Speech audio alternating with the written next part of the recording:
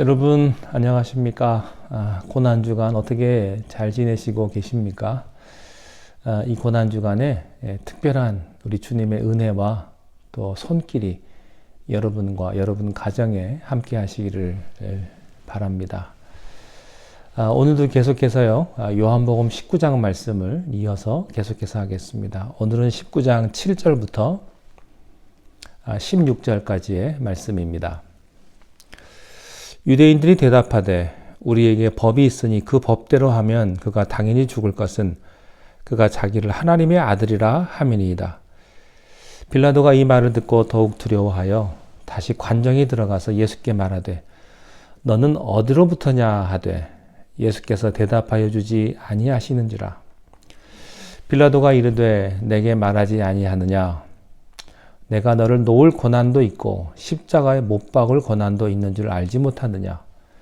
예수께서 대답하시되 위에서 주지 아니하셨더라면 나를 해야 할 고난이 없었으리니 그러므로 나를 내게 넘겨준 자의 죄는 더 크다 하시니라. 이러함으로 빌라도가 예수를 놓으려고 힘썼으나 유대인들이 소리질러 이르되 이 사람을 놓으면 가이사의 충신이 아니니이다. 무릇 자기를 왕이라 하는 자는 가이사를 반역하는 것이니이다. 빌라도가 이 말을 듣고 예수를 끌고 나가서 돌을 깐 뜰 히브리 말로 가바다에 있는 재판석에 앉아 있더라. 이날은 6월절의 준비일이요 때는 제6시라. 빌라도가 유대인들에게 이르되 보라 너희 왕이로다. 그들이 소리 지르되 없이 하소서 없이 하소서. 그를 십자가에 못 박게 하소서. 빌라도가 이르되 내가 너희 왕을 십자가에 못 박으랴.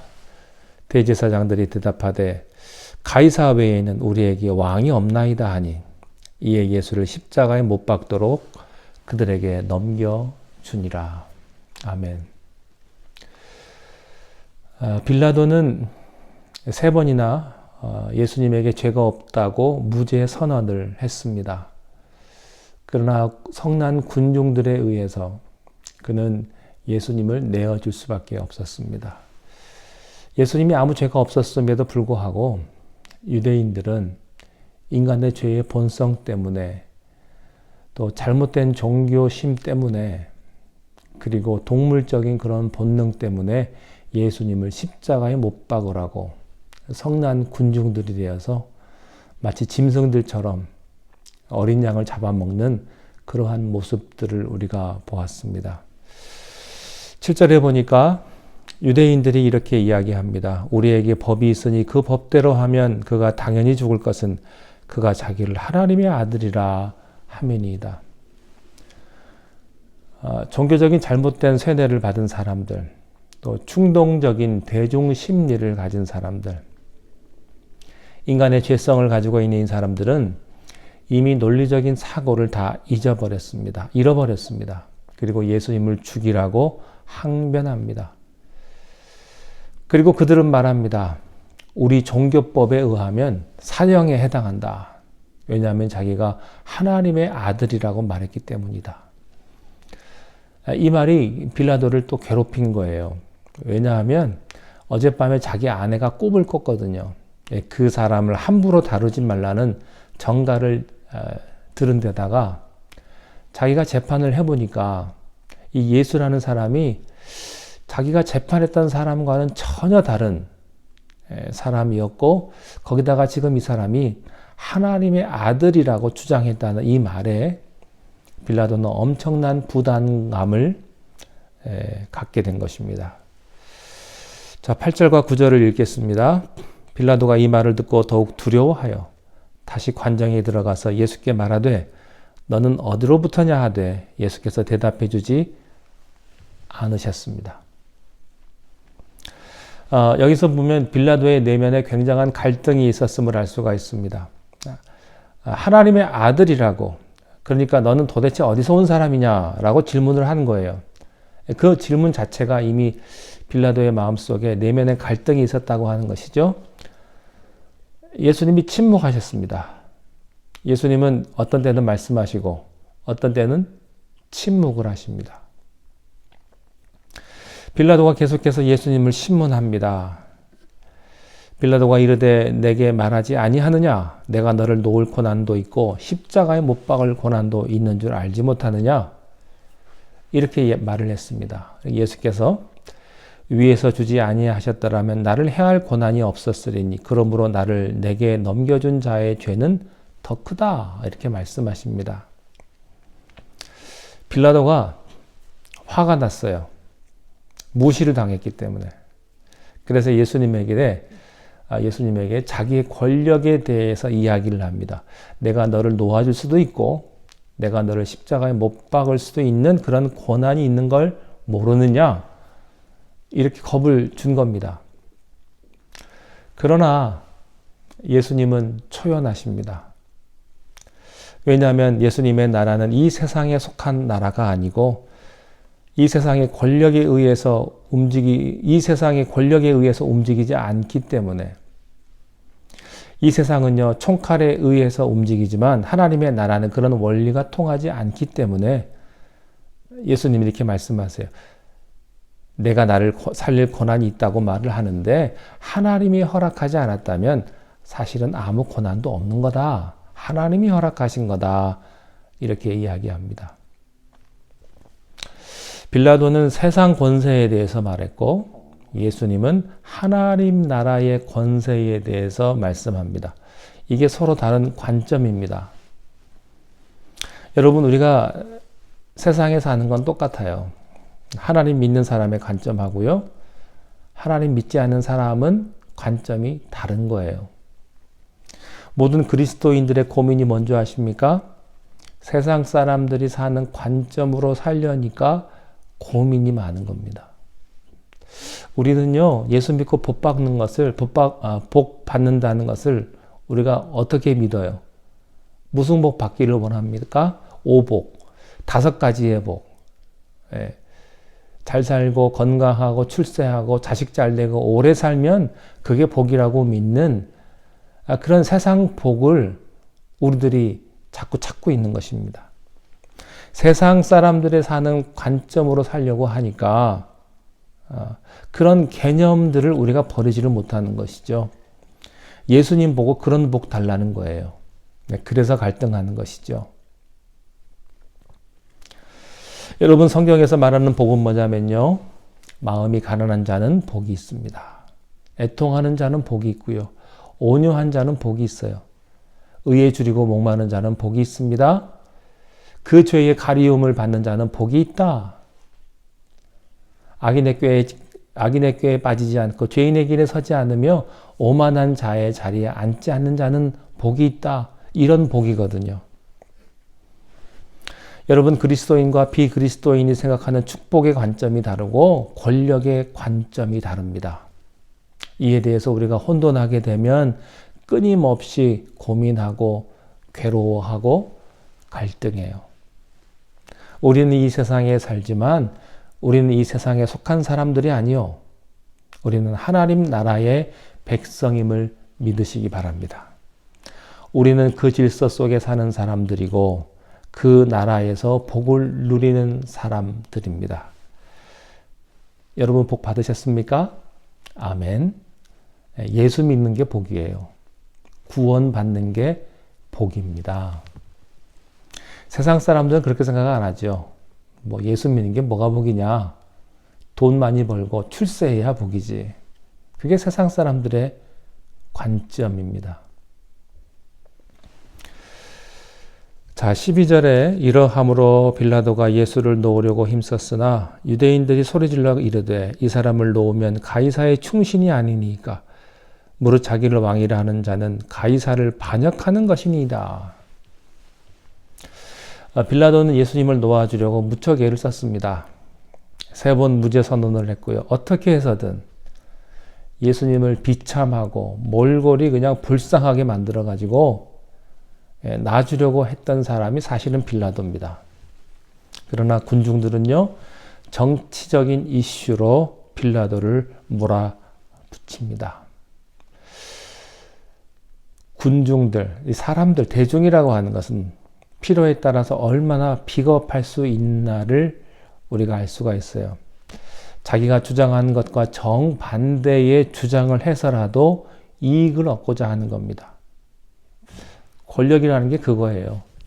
지금까지 해온 이야기를 싹 뒤엎어버리고 자기 이익을 위해서 정반대의 말을 다시 하는 거죠. 세상 권력이 그런 겁니다. 여러분, 권력에 무슨 진실이 있어요? 권력이 무슨 진실을 요구합니까? 권력 자체가 진실인데 권력만 얻으면 거짓말이 진실이 되는 게 세상인데 필요할 때마다 변하고 거짓말하고 사기치는 게 권력인데 거기에 무슨 진실을 원하세요? 없어요. 이 세상 질서 속에 무슨 진실이 있습니까? 없죠. 똑같습니다. 그러나 이 빌라도 고뇌를 했지만 결국은 권력 앞에 무릎을 꿇을 수밖에 없는 빌라도의 모습을 발견하게 됩니다. 13절과 14절을 읽겠습니다. 빌라도가 이 말을 듣고 예수를 끌고 나가서 돌을 깐 뜰, 히브리 말로 가버다에 있는 재판석에 앉아 있더라. 이날은 6월절의 준비일이요 때는 제6시라. 빌라도가 유대인들에게 이르되 보라 너희 왕이로다. 사람들은 승기를 잡았습니다. 이제 다 이겼습니다. 사람들이 계속해서 소리를 지르기 시작한 겁니다. 그 사람을 없애십시오. 그 사람을 죽이십시오. 마치 예수가 없어지면 온 세상이 행복해지는 것처럼. 우리는 때로 그래요. 저 왼수만 없어지면 행복할 것 같아요. 근데 그렇습니까? 사람들은 소리를 질렀습니다. 15절에 그들이 소리 지르되 없이 하소서 없이 하소서 그를 십자가에 못 박게 하소서. 빌라도가 이르되 내가 너희 왕을 십자가에 못 박으랴. 대제사장들이 대답하되 가이사 외에는 우리에게 왕이 없나이다 하니. 이 사람들이요 순식간에 딴편으로 붙습니다. 하나님의 율법을 찾고, 그래서 하나님의 율법에 이 사람이 하나님의 아들이라고 했기 때문에 사형에 해당한다고 자기들은 하나님을 믿는 사람이라고 말을 했는데 갑자기 이제는 가이사가 우리의 왕이라고 이야기를 합니다. 예수님을 죽여야 되기 때문에, 빌라도를 협박해야 되기 때문에. 그래서 죽이라고 한 사람들이 이제는 가이사는 우리의 왕입니다. 이렇게 변신을 합니다. 빌라도의 마지막 고뇌는 내가 너희의 왕을 십자가에 못 박으랴 라고 하는 것이었지만 그 목소리는 결코 힘이 없었어요. 그것을 위해서 빌라도가 목숨을 걸 만한 용기가 없었던 것이죠. 16절에 이에 예수를 십자가에 못 박도록 그들에게 넘겨주니라. 네, 드디어 이제 예수님의 처형이 시작이 됩니다. 우리는 여기서 몇 가지 발견하는 사실이 있습니다. 첫 번째, 이 세상에는 불법 재판이 있을 수 있다라는 사실을 여러분들이 아셔야 합니다. 항상 모든 재판이 의로운 것은 아닙니다. 우리가 이 세상에 살면서 때로는 억울한 일을 겪을 수 있는 게 현실입니다. 이건 억울합니다. 이건 불법 재판입니다. 아무리 소리 질러도 안 통해요. 오늘 예수님의 재판을 보면서 이 세상에는 불법 재판이 있고 그 재판은 그대로 진행된다. 공정한 것만 계속되지 않는다. 여러분, 불공정한 것이 세상에 있습니다. 의로운 것만 있지 않고 불의한 것이 있습니다. 그것이 또 판을 칠 수가 있습니다. 이것이 현실이라는 사실을 우리는 배워야 합니다. 두 번째는 예수님은 십자가의 처형을 당하셨지만 그럼에도 그분은 죄가 없으셨던 분이다. 세상 법정에서는 사형 언도를 받고 십자가형에 돌아가셨지만 그분은 죄가 없으신 분이다. 그게 진리입니다. 죄 없이 사형당할 수 있습니다. 죄 없이 귀양 갈 수 있습니다. 모함을 당해서, 억울함을 당해서 죄인으로 낙인 찍힐 수가 있습니다. 멸문지화를 당할 수 있습니다. 억울하게. 그것이 세상 역사입니다. 하나님의 나라는 그렇지 않습니다. 하나님의 나라는 그렇지 않습니다. 예수님이 십자가의 처형을 당했지만 죄가 없으신 분이십니다. 빌라도가 3번씩이나 무죄 선언을 했습니다. 죄가 없다고, 그분이 죄가 없다고. 네, 그분이 바로 예수님이십니다. 이분이 여러분의 구원자세요. 이분이 하나님의 아들입니다. 그리고 십자가에서 무참하게 죄인으로 죽었습니다. 이것이 기독교가 가진 역설입니다. 우리는 이 세상에 살아요. 세상 법 안에 삽니다. 이 세상 질서 속에서, 권력의 구조 속에서 우리가 사는 것이죠. 그러나 우리의 마음은 하늘나라에 있습니다. 우리의 질서는 하나님의 질서에 있습니다. 하나님의 통치를 받는 것입니다. 마지막으로 3번째는요. 사람들은 진리와 상관없이 악해질 수 있고 사람들의 여론이라고 하는 게 항상 옳은 것만은 아니다. 여론조사가 정의는 아니다. 옳을 수 있습니다. 또 대부분 옳습니다. 그러나 반드시 옳은 것은 아닙니다. 하나님만이 옳습니다. 말씀만이 옳습니다. 예수님만이 반드시 옳습니다. 그러므로 우리가 세상을 바라보지 않고 하나님을 바라보고 말씀을 바라보고 예수님을 바라보면 놀라운 축복이 우리에게 있게 될 줄 믿습니다. 기도하겠습니다. 우리는 불공정한 세상을 살아갑니다.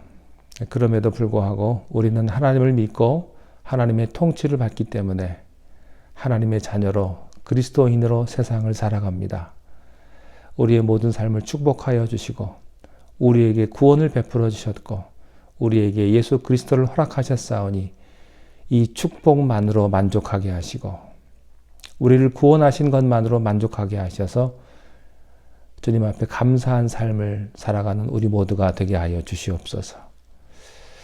예수님의 이름으로 기도하옵나이다. 아멘.